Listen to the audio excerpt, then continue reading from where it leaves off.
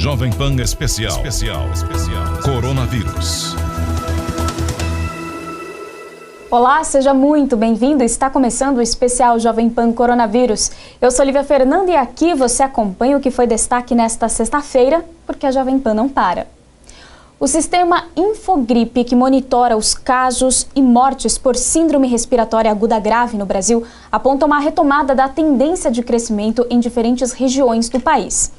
De acordo com o estudo, a alta pode estar relacionada à pandemia da Covid-19.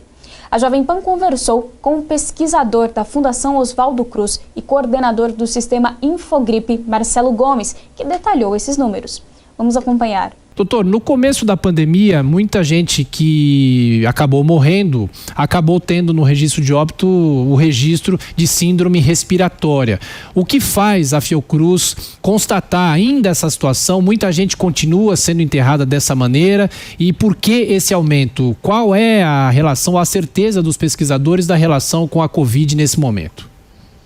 Cara, esse monitoramento, né, de síndrome respiratória aguda grave, ele é uma ferramenta excelente que o Brasil dispõe já há muitos anos, né? Começou esse monitoramento lá em 2009, ainda na pandemia de H1N1, né, de influenza, e a grande vantagem dela é que, por ser associada a sintomas, né, então a pessoa está com sinais de problema respiratório e precisou se hospitalizar, né, está com febre, está com tosse, dor de garganta, enfim, ela é identificada, então, como uma pessoa com síndrome respiratória aguda grave.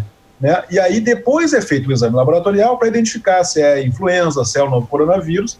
E como todos esses vírus têm sintomas muito similares, olhando para esse dado a gente ganha tempo, né? Porque a gente não precisa esperar o resultado laboratorial para saber o que está acontecendo agora, né? Porque essas coisas todas tomam tempo.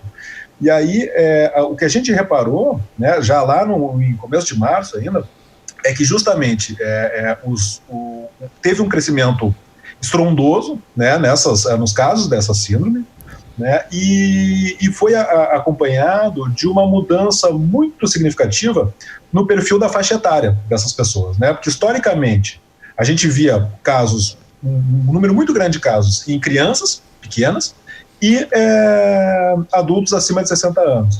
Né. Com a chegada do novo coronavírus isso mudou.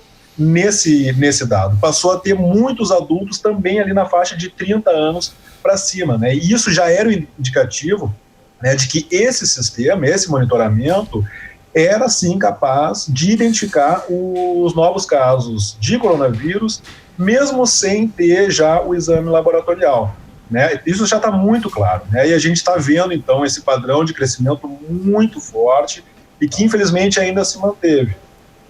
E o senhor acha que vai crescer ainda mais porque, principalmente aqui no Centro-Sul, a temperatura não favorece, né? As baixas temperaturas acabam provocando o aumento de procura para hospitais. Isso sempre foi comum na época do inverno, né?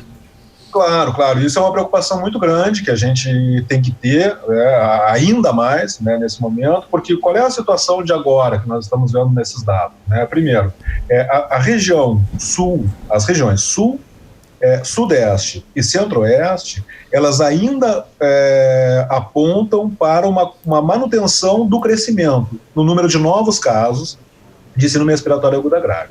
Chegando agora o inverno, como tu bem colocaste, a gente sabe que isso historicamente é o período em que a gente tem o maior volume de casos, né, de doenças respiratórias, porque o frio facilita, né?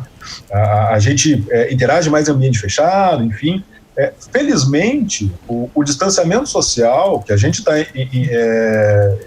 enfatizando tanto, né, para prevenir contra o novo coronavírus, ele também funciona para os outros vírus respiratórios. Agora, da mesma forma, se a gente começar a diminuir o distanciamento social, isso vai facilitar a transmissão tanto do novo corona quanto dos outros vírus respiratórios como influenza. Então isso a gente tem que manter muita atenção, porque a gente ainda está em fase de crescimento, né? O Sudeste deu uma desacelerada, então já não está com um crescimento tão rápido, tão grande, mas continua ainda crescendo. Ou seja, o vírus ainda está aí, né? O vírus não foi embora ainda.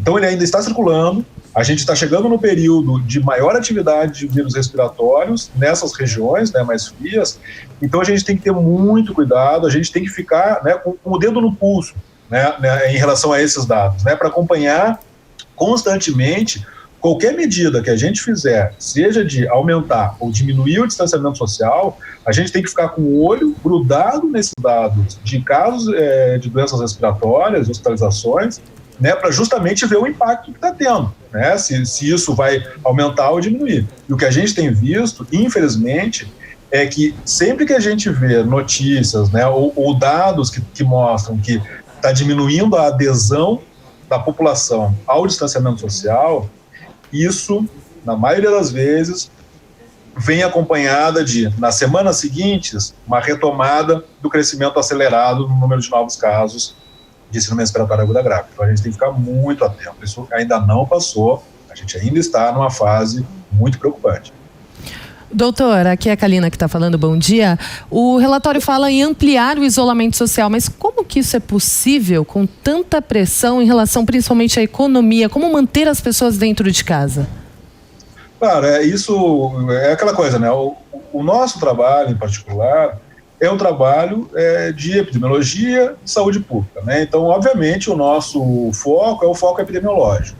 A gente está olhando sinais epidemiológicos e fazendo recomendações do ponto de vista de saúde pública epidemiológico. Claro que fatores econômicos também podem ter consequências importantes na saúde da população, né? E o fundamental é que se encontre maneiras de equilibrar essas duas coisas, né? A gente, infelizmente, em um determinado momento, criou-se uma dicotomia, né, de ou um ou o outro. Quando não, a gente tem que encontrar maneiras de combinar essas duas coisas, né? Por exemplo, a gente tem que buscar modos de fazer com que, de dar suporte, na verdade, não é fazer o quê? Dar suporte para aquelas populações, aquelas pessoas que por alguma, por características próprias do seu tipo de trabalho, não tem condições próprias, né, de abrir mão de sair para a rua, por exemplo. Aquelas pessoas que têm que escolher entre aderir ao distanciamento social e botar a comida na mesa. Então, aí entra o Estado, né? É para isso que a gente vive em sociedade, para que a gente possa viver coletivamente e fazer esforços coletivos. Então, a gente tem que encontrar meios que os órgãos públicos possam dar suporte a essas pessoas que mais precisam nesse momento, né? Porque elas possam fazer essa adesão, né? Porque uma coisa é quem tem o seu emprego estável, como é inclusive o meu caso, né? Eu estou trabalhando de casa, remotamente, inclusive agora estou trabalhando muito mais do que antes em função dessa emergência, né? Mas eu tenho essa condição, né, de manter o trabalho em casa, mantendo o meu salário. Outras pessoas, isso é mais difícil. Então a gente tem que encontrar meios de dar suporte a essas pessoas, porque elas também possam aderir ao distanciamento social. Agora, isso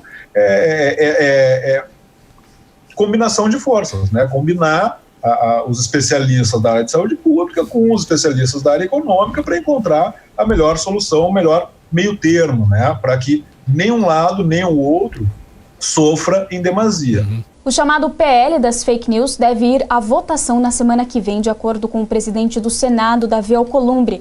A proposta visa o combate a informações falsas ou manipuladas usadas para prejudicar as pessoas e o interesse público. Para falar mais sobre isso, o senador Alessandro Vieira conversou com a Jovem Pan. Ele é o relator do projeto da Lei Brasileira de Liberdade, Responsabilidade e Transparência na Internet. Senador, esse PL ganha mais força ainda no Congresso depois da ação da Polícia Federal nessa semana, em que principalmente aliados do presidente Jair Bolsonaro foram levados para depor por causa dessa questão das fake news. De que forma o Congresso pode apoiar no combate às fake news? Esse projeto, essa necessidade de combate à desinformação, à mentira nas redes, ele não tem lado ideológico. Você vê que é apenas uma ferramenta criminosa que é usada por vários grupos. Já foi usada contra o presidente Bolsonaro, a favor do presidente Bolsonaro, e é importante demais desarticular essas ferramentas. Então o projeto tem um sentido muito técnico, muito criterioso, e ele coloca as plataformas num centro de responsabilidade.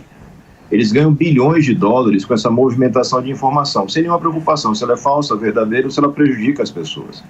Então o projeto vai e exige que robôs sejam identificados e que as contas com comportamento inautêntico, ou seja, aquelas contas que se passam por terceiros, que simulam serem pessoas de verdade, mas em realidade são contas automatizadas, passam a ser rotuladas, identificadas.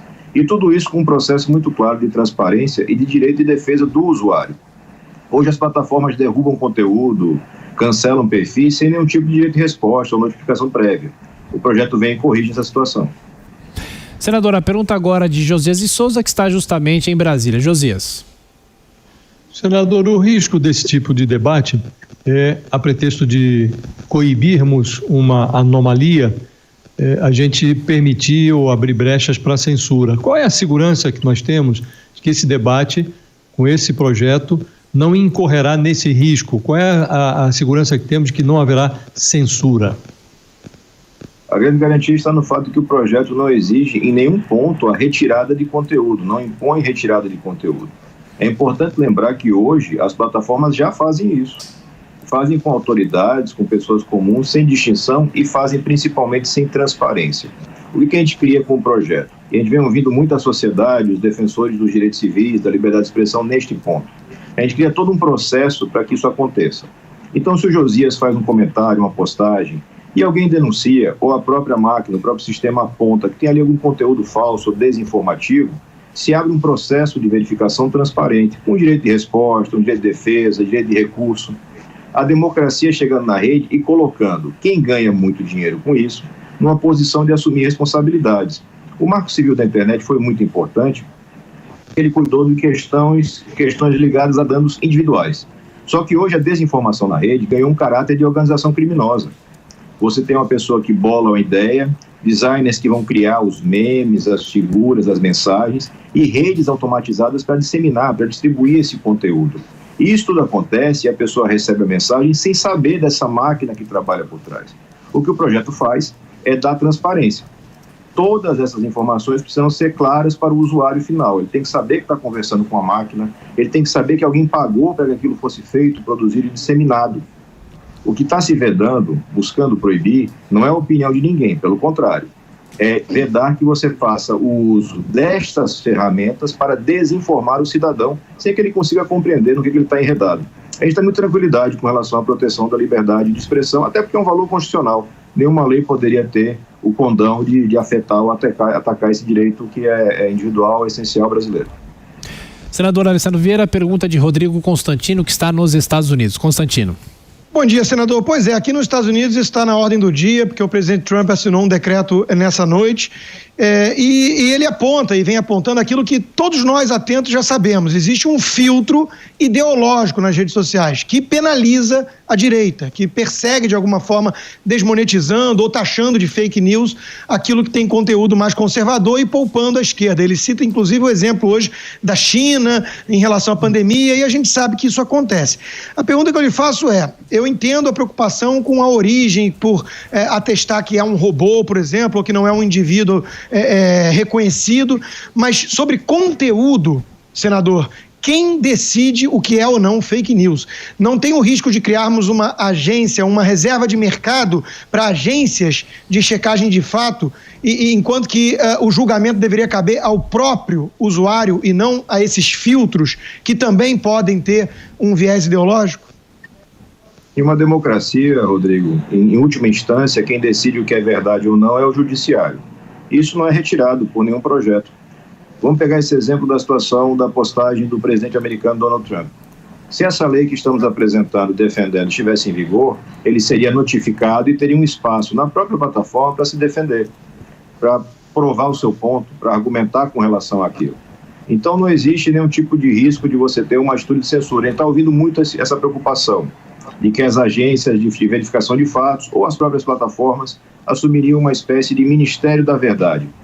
Bom, de fato, as plataformas hoje já fazem isso. Fazem isso com presidentes, com cidadãos comuns, sem nenhum tipo de transparência. O que a gente quer garantir é que o cidadão saiba com quem ele está interagindo e ele tem o direito de se manifestar naquilo que é a opinião e ser responsabilizado caso essa opinião seja falsa, criminosa, desinformativa, mas dentro de um processo transparente, democrático, com o usuário empoderado. Por isso a resistência é tão grande das empresas. As empresas querem continuar a situação que é muito cômoda de dizer: eu não tenho responsabilidade com nada, mas com o que me interessa eu posso interferir. E faço a interferência de forma unilateral. Isso é profundamente antidemocrático e faz parte do que está hoje posto no modelo de mercado, onde o que eles buscam é engajamento. conteúdo que mantenha você ligado na rede por mais tempo, sem preocupação com veracidade, sem preocupação com qualidade de informação. O projeto busca, de uma forma muito serena, não criminalizar condutas de usuário, então ele não cria nenhum tipo penal para o usuário, ele não obriga a plataforma a retirar conteúdo de ninguém, agora obriga a fazer, sim, uma clara identificação desse processo. E no caso de uma eventual identificação de problemas, que uma remoção ou que uma derrubada de perfil seja precedida por um processo transparente, que a imprensa possa acompanhar, qualquer cidadão possa acompanhar de verdade. As plataformas ocuparam um espaço muito importante na sociedade moderna e a gente tem que, de alguma forma, regular essa atuação, sob pena de ter problemas sérios. A gente sabe o quanto se impacta no pensamento comum uma atuação direcionada de redes. E isso acontece já, pelo menos desde 2016, com constância em todo o mundo, inclusive aqui no Brasil. Senador, rapidamente para encerrar, peço para o senhor ser breve. Esse projeto não vai contra o Marco Civil da internet porque muitas empresas removem conteúdo justamente para não serem penalizadas. Tem alguma coisa a ver ou vai no sentido contrário do Marco Civil, que é um marco importante aqui no país? Essa lei dá um passo adiante. O Marco Civil foi importantíssimo, mas agora você percebe que a forma e o tamanho da desinformação exige que as plataformas também tenham alguma responsabilidade, não pelo conteúdo, mas pelo formato de disseminação, de distribuição desse conteúdo. Aí que você tem um avanço.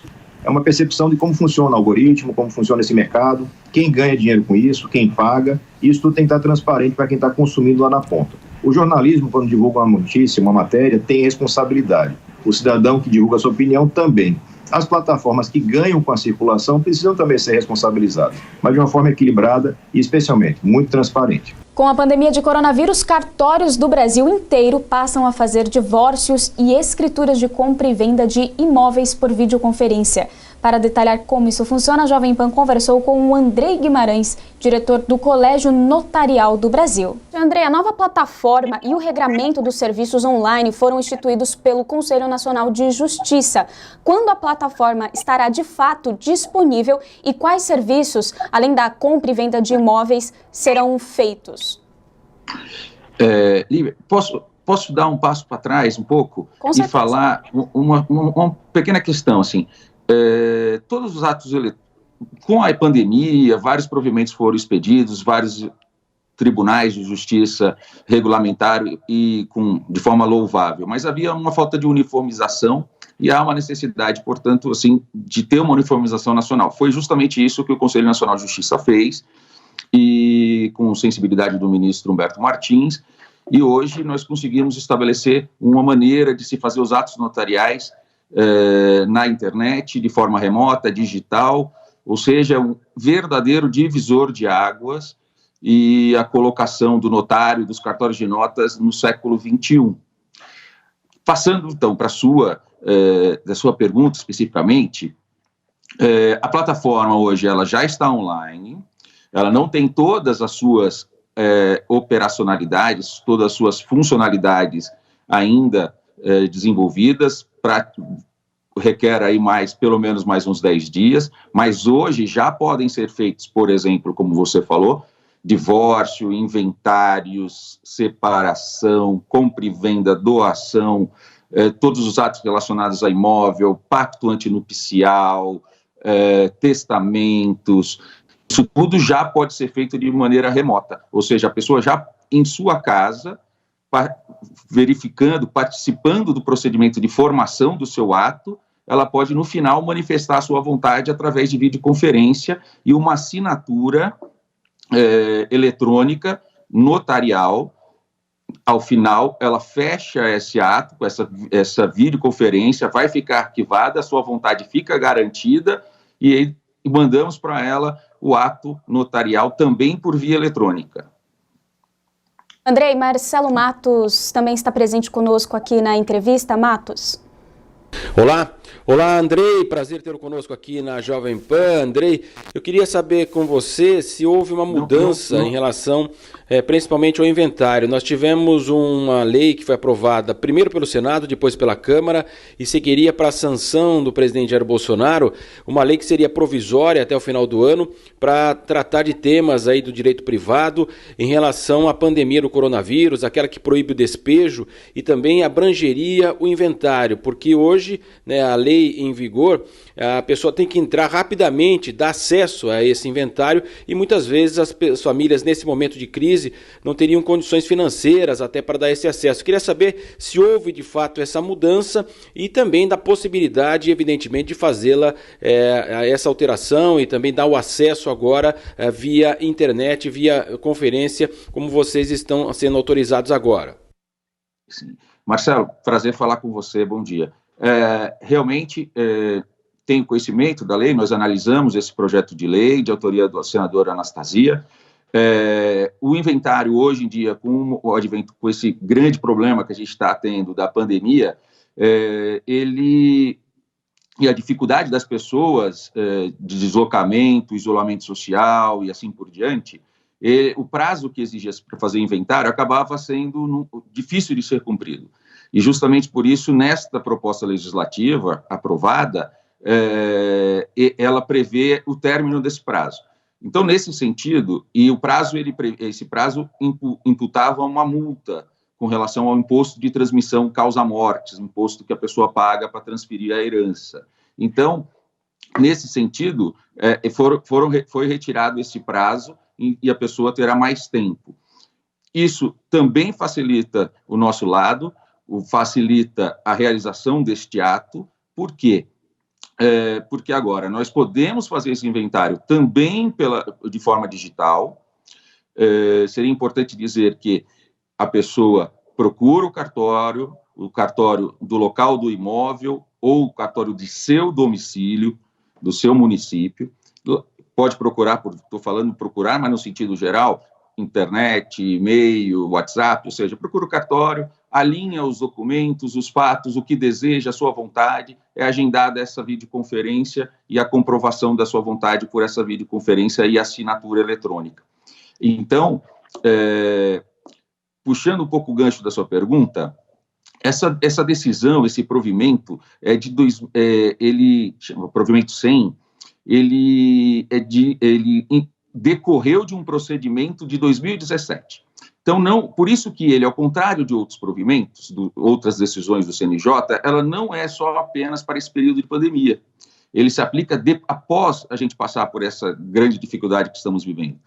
Por quê? Porque desde 2017 discutimos esse provimento, discutimos o meio de dar segurança do notário pela via digital, e assim ele foi trabalhado a manifestação de todos os tribunais de justiça, ou seja, não é algo feito com pressa e com descuidado.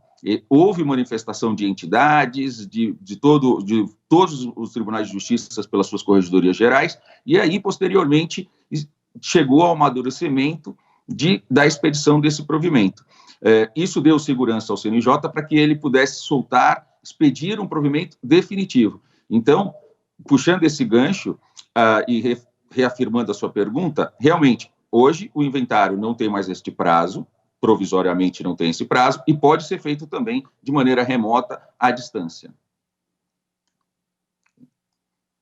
Bom, temos mais uma pergunta do Marcelo Matos. Marcelo. André, como é que tem sido a reação das pessoas em relação à digitalização dos cartórios antes da pandemia, agora durante a pandemia? Vocês acreditam que, de fato, esse serviço, essa forma veio para ficar, deve ser ampliada e, ao mesmo tempo, quando você abre a internet, muitos serviços são oferecidos. O que é do cartório, o que não é do cartório? É um despachante que cobra outros valores, até acima dos praticados aí, autorizados pelo mercado. Eu queria que você explicasse essa questão. Importantíssimo, Marcelo. Obrigado pela pergunta. Realmente, assim, primeiro ponto, vou começar pelo finalzinho. Os cartórios têm meio de comunicação, suas entidades de classe e toda a possibilidade, toda a oferta desses serviços públicos através de suas plataformas e de seus contatos. Não há necessidade de procurar esse serviço sendo ofertado por despachantes que cobram 3, 4 vezes mais por uma certidão, 3 vezes mais por essas plataformas, cobram 3 vezes mais por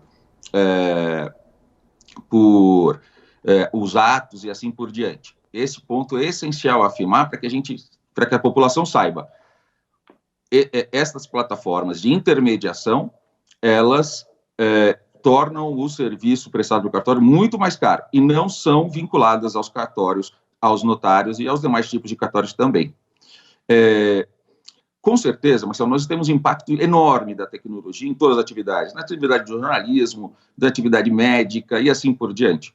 O que o provimento foi o divisor de águas é porque não adianta ter a tecnologia, mas a gente não ter segurança de como usar, se aquele ato vai ser válido, se aquilo vai dar certeza, se vai ser confirmado no tribunal. O provimento fez isso. O provimento, ele regulou e dá certeza para a população de que quando ela usar este mecanismo, esta forma de prática dos atos notariais, ela vai atingir os objetivos que ela deseja.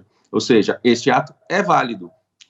Então, também importante frisar, os atos físicos continuam, a pessoa pode continuar indo ao cartório normalmente, mas eu acredito que vai haver uma curva de assimilação dessa nova maneira de se relacionar com os cartórios, de notas, com os notários. Pedimos paciência para a população também, porque há uma curva de aprendizado também dos notários, ou seja, nós estamos, uma novidade, nós temos aí 10 mil notários espalhados por todos os cantos do Brasil, e eles também vão ter uma curva de aprendizado de saber como usar a plataforma, de saber como atuar no meio digital, como fazer, o que fazer, até onde ele pode ir, o que não pode ser feito, e nós pedimos paciência da população, e também a população vai aprender a como explorar essa facilidade, explorar esse benefício, esse enorme benefício que o Conselho Nacional de Justiça teve a sensibilidade de permitir à população. Bom, André, eu tenho uma pergunta que também pode ser o questionamento de algum ouvinte, espectador que esteja morando no exterior, fora do Brasil. Esse serviço online também contempla esses brasileiros que estão no exterior? Por exemplo, fez a venda de uma casa e entre os irmãos essa pessoa precisa assinar, né, para concluir essa venda. Esse serviço também contempla? Também contempla. Muito boa pergunta, Lívia. Essa é uma situação que a gente vive no cartório no dia a dia. Às vezes a pessoa não tem condição de estar presente, ou está muito longe, ou no exterior, por exemplo, em alguns países que não possuem notariado. Os notários existem em 98 países do mundo, mas alguns não existem, e aí ela teria dificuldade. Onde eu faço uma procuração? Hoje não. Ela pode, preenchendo os requisitos da lei, tendo CPF, RG no Brasil, sendo, no caso, como é brasileira, ela terá, ela pode se beneficiar deste novo formato, dessa nova forma de praticar o seu ato. De acordo com o plano de reabertura econômica lançado pelo governo do estado de São Paulo, os shoppings poderão reabrir a partir de segunda-feira em algumas cidades com algumas restrições. A Jovem Pan conversou com o presidente da Associação dos Lojistas de Shopping, Nabil Sayon, para entender como o setor recebeu a notícia. Nabil, eu gostaria de começar a nossa conversa te perguntando como é que a Alshop recebeu, então, este programa que está sendo chamado aí de Plano São Paulo. Bom, a gente já está quase 70 dias de uma forma buscando aí poder abrir, poder retornar à atividade. Os empresários estão muito preocupados com todos esses acontecimentos e, de uma certa forma, a gente já cria aí uma expectativa positiva para que essa reabertura aconteça o mais rápido possível. Temos uma outra preocupação agora em relação à documentação, na verdade, os procedimentos que o prefeito hoje anunciou, que a partir de segunda-feira nós temos que desenvolver e entregar todos os protocolos que já foram entregues há 30 dias atrás, só que agora nós temos que entregar novamente diretamente para as autoridades sanitárias e a partir da aprovação das autoridades sanitárias é que a gente vai poder começar a exercer e abrir o comércio dentro dos shopping centers na capital de São Paulo. Pois é, Nabil, tem essa questão do prefeito Bruno Covas, porque ontem foi anunciado o plano, né, nos seus moldes gerais, e o prefeito hoje detalhou essa questão, dizendo que os shoppings, por exemplo, e os outros comércios que poderão reabrir, não vai ser de uma forma imediata. É necessário aí apresentar este plano que vai ser avaliado. Mas aí eu queria perguntar para o senhor já até tem dito que os lojistas estão já preparados para apresentar este plano e aí sim poder reabrir as lojas, né? Na verdade, esse plano é o equipamento, né? É o shopping center que entrega, porque ali tem todo o contingenciamento, toda a preparação em relação aos protocolos que foram exaustivamente já discutidos tanto com a prefeitura quanto com o governo. E o mais importante é que esse equipamento, ele é um equipamento, um dos melhores considerados do mundo, do ponto de vista de tudo que já se passou na Ásia, na Europa, nos Estados Unidos, e com o convênio que as empresas de shopping center têm com esses países, nós já pudemos trazer para cá, já estão sendo aplicados nos mais de 140 shoppings que estão em funcionamento fora do estado de São Paulo, e nesse aspecto a gente está extremamente tranquilo. O que nos preocupa agora é dependendo da autoridade sanitária, que na segunda-feira vai ser entregue não só por nós, mas por outros segmentos também que foram autorizados, a gente tem uma preocupação de que essas autoridades sanitárias sejam bastante rápidas, porque o lojista não consegue mais ficar parado, precisa voltar urgentemente aí à sua atividade, correndo riscos de a cada dia, a cada demora dessa, a gente infelizmente vai acabar desempregando mais, fechando mais lojas, e nós já estamos aí no nosso limite para poder voltar a operar dentro do mercado de shopping center.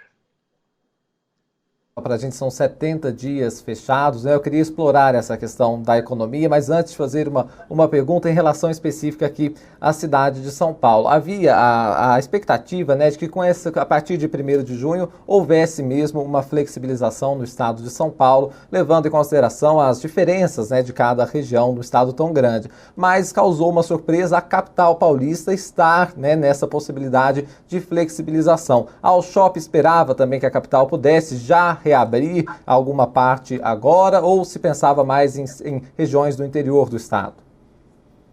Bom, na verdade, a gente conversou muito com as autoridades, seja do governo, seja da prefeitura, mostrando que esse equipamento shopping center, ele é um equipamento hoje, comparado com qualquer atividade do setor público, e mesmo comparado com outros setores que estão em funcionamento, como, por exemplo, supermercado, que é fundamental o trabalho que eles estão desenvolvendo, mas não se compara o espaço de um supermercado com o espaço generoso de um shopping center. Você tem à disposição da comunidade 70 mil metros, 100 mil metros, 200 mil metros, dependendo do tamanho do shopping, com corredores de 8 a 10 metros de largura, oferecendo toda a tranquilidade para que ele possa funcionar normalmente. Então, nós tínhamos uma expectativa de poder abrir antes,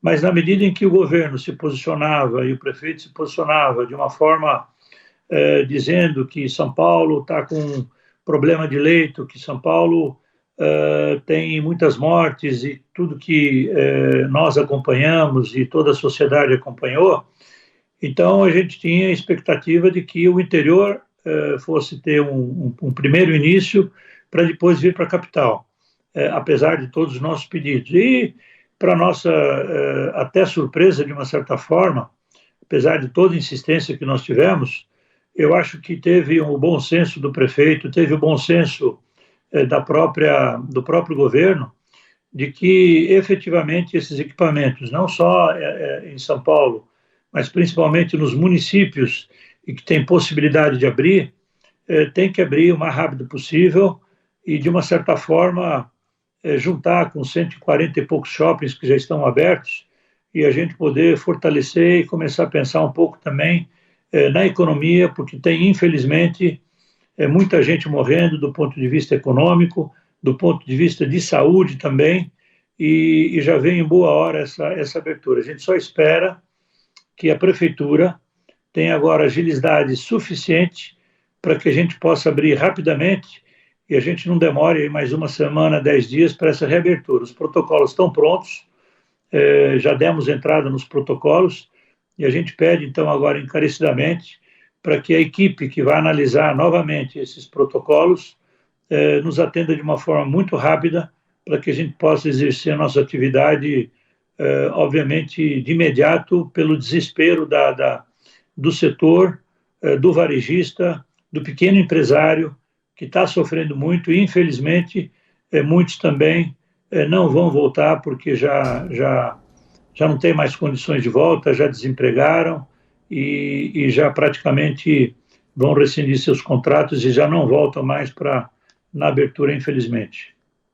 Nabil, é justamente esse ponto que eu gostaria de te perguntar, porque a gente tem acompanhado a questão econômica tão complicada quando a gente fala desta pandemia de coronavírus e fizemos também uma série de entrevistas aqui falando que, infelizmente, muitos lojistas não teriam a condição aí de retomar as atividades. Eu gostaria de te perguntar esse balanço desses 70 dias, então, em que houve as medidas que permaneceram, então, portanto, os shoppings fechados. Qual que é o balanço disso? Haverá, de fato, algumas lojas aí que já não abrem mais porque realmente houve uma demissão de funcionários e a condição mesmo de fluxo de caixas não permitiu passar esses 70 dias? Na verdade, o prejuízo até agora está sendo de 26 bilhões de reais no Brasil inteiro. A gente fala no Brasil, são 105 mil lojas, 105 mil pontos de venda, onde nós já tivemos aí esse prejuízo que dificilmente vai ser recuperado nesse ano e talvez nos próximos anos. Do ponto de vista de empregos, a gente gera por volta de 1,5 milhão de empregos diretos. Entre 12% e 15% desses empregos não voltam mais, vão voltar, obviamente, numa outra atividade, a hora que o mercado se recuperar. Então, 15%. A gente está trabalhando aí com 115 mil lojas, então 15 mil não voltam mais. Infelizmente, essa é uma lástima, né, que a gente produziu em função da pandemia, em função do fechamento, e agora a gente vai tentar recuperar de uma forma muito lenta, porque o comércio, quando ele reabrir nos estados e nos municípios, em 55 municípios que ele já está funcionando, ele está funcionando de uma forma lenta. Infelizmente, a população ainda está muito preocupada. A população, durante esses 70 dias, só se falava em morte, fica em casa. Então, efetivamente, a gente ficou numa situação onde a população está receosa de sair, e a média de frequência que o shopping center tinha antes da pandemia era do consumidor ficar entre 70 e 75 minutos dentro do shopping center, e agora ele está ficando de 20 a 25 minutos. Então a gente percebe que existe uma preocupação, o faturamento obviamente caiu bastante, então essa perda de faturamento está na ordem de 60% em relação a antes da pandemia. E então a gente percebe que essa recuperação vai ser lenta, porque o salário também da maior parte da população é um salário que ficou achatado em função das negociações que foram feitas aí com os empresários, e a preocupação agora é que nessa nossa volta o governo também, de uma certa forma, também procure nos ajudar esse pequeno empresário, porque ele não teve acesso ao crédito, e quando aconteceu esse acesso ao crédito, o banco tinha dinheiro disponível, mas inviabilizava a busca desse capital, principalmente porque a exigência era muito alta por parte do banco. A gente entende também o lado do banco, exigência de 130% em cima do capital que estava sendo pleiteado, com garantias também de imóveis. A maioria dos empresários pequenos não tem essa condição de ter um imóvel quitado para dar de garantia. Então, tudo isso acabou gerando aí um grande prejuízo para o setor, que a gente vai tentar recuperar aos pouquinhos. A gente não aguenta mais o setor ficar fechado, temos realmente que abrir de imediato e começar, de uma certa forma, a reconstruir toda a relação com os clientes, para que eles entendam que dentro dos shoppings os protocolos são os mais seguros do Brasil e do mundo, por tudo que a gente aprendeu lá fora. E eu tenho certeza que, na hora que esses consumidores voltarem, aos pouquinhos eles vão crescendo essa volta, outros consumidores vão para as compras, sabendo que esses lugares são extremamente seguros. Aliás, são os mais seguros hoje, dentro do dia a dia do nosso consumo. Não tem nenhum equipamento tão importante, tão preparado para receber esses consumidores. Nós estamos conversando aqui na Jovem Pan com o presidente da Associação Brasileira de Lojistas de Shopping, Nabil Sayum.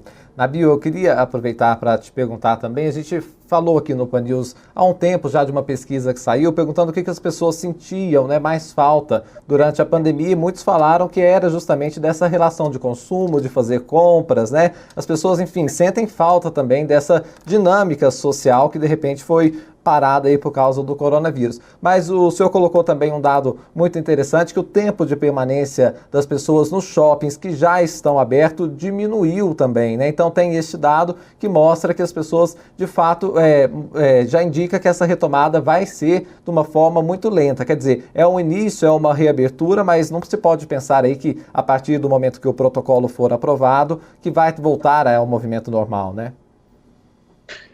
A gente acha, nós temos aí uma estatística, né, dos outros empreendimentos, que o primeiro, o segundo dia, com um pouquinho de consumo reprimido, as pessoas vão para o shopping, vai ter um bom movimento nesse sentido, mas na sequência depois, no terceiro, quarto, quinto dia, as pessoas ainda estão muito presas dentro de casa, em função de toda a mídia, né, que pede para que as pessoas fiquem dentro de casa. Então, essa volta vai ser, infelizmente, obviamente, vai ser lenta. Do outro lado, eu entendo que os shoppings que vão estar abrindo na capital vão trazer muitas possibilidades, vão trazer muitas ofertas. Nós teremos aí os próprios shoppings trabalhando com seu marketing, os lojistas, fazendo um chamamento para que eles venham para os empreendimentos. Muitas novidades devem acontecer. O nosso setor do varejo é um setor muito criativo, então com certeza haverá campanhas, seja de rádio, seja de televisão, para retornar e tentar traduzir de uma forma mais rápida. A expectativa nossa é que voltar pelo menos a 70%, 80% do que nós tínhamos antes da pandemia. A gente sabe que vai ser uma grande luta aí, uma luta no bom sentido, uma luta pela busca novamente de trazer um emprego. E eu acho que aí, no momento certo, vai haver uma campanha nacional. Nós já estamos conversando com o governo federal, quando nós tivermos aí pelo menos 60%, 70% de todas as atividades, não só dentro de shopping center, mas principalmente seja o comércio de rua, sejam todas as atividades em funcionamento. A gente vai começar a fazer um apelo, vai começar a trabalhar junto com o governo federal, junto com o governo dos estados, para uma grande campanha para que o consumidor volte no sentido de que a única saída para o nosso país, a única saída para o Brasil, para acelerar o processo novamente de crescimento, nós vamos pedir ajuda para que o consumo volte, que todo mundo contribua, e o consumo voltando, a gente volta a novamente empregar, a economia começa a rodar, as empresas começam a pagar os seus impostos, e a gente começa a ter aí uma nova perspectiva e uma nova esperança de que o Brasil tanto precisa para continuar cuidando da vida das pessoas, para continuar respeitando todos os protocolos, mas sem dúvida nenhuma. Agora é a vez do comércio, agora é a vez da economia, porque o prazo que a gente já deu, que foram um prazo de 70 dias, onde nenhum país do mundo deu tanto confinamento como foi dado aí, principalmente aí, no caso, pelo governo de São Paulo. A gente tem que buscar agora a união de todos, do prefeito, do governo, da sociedade produtiva, da comunidade, principalmente dos consumidores, para que a gente saia o mais rápido possível dessa situação de uma preocupação muito grande em relação à situação que a economia está e que vai, infelizmente, vai continuar por um bom tempo. A gente vai precisar de ajuda de todo mundo, de todos os consumidores, de toda a sociedade, para poder sair dessa situação de uma crise muito grave nos próximos meses, infelizmente. Fabio, você traçou um cenário muito claro, né, dessa situação que passa, então, a economia como um todo, em especial os shopping centers. Eu queria trazer também uma experiência da Itália. Eu estava vendo lá, porque a Itália já começou também a reabertura há mais tempo, né? E lá nos shoppings, por exemplo, alguns adotaram marcações no chão mesmo, de distâncias, até como se fosse uma pequena estrada, assim, falando um fluxo do lado de cá, outro fluxo do lado de cá de pessoas, para organizar melhor, então, como é que seria essa reabertura. É pensado alguma coisa também nesse sentido? Algum tipo de marcação, de controle de fluxo? Como é que pode ser feito aí para que as pessoas se sintam mais seguras a entrar no shopping? Então, Afonso, nós vamos ter, com certeza, sinalização, elevadores com as colocações no piso, do distanciamento que você tem que permanecer, como já existem hoje nos escritórios.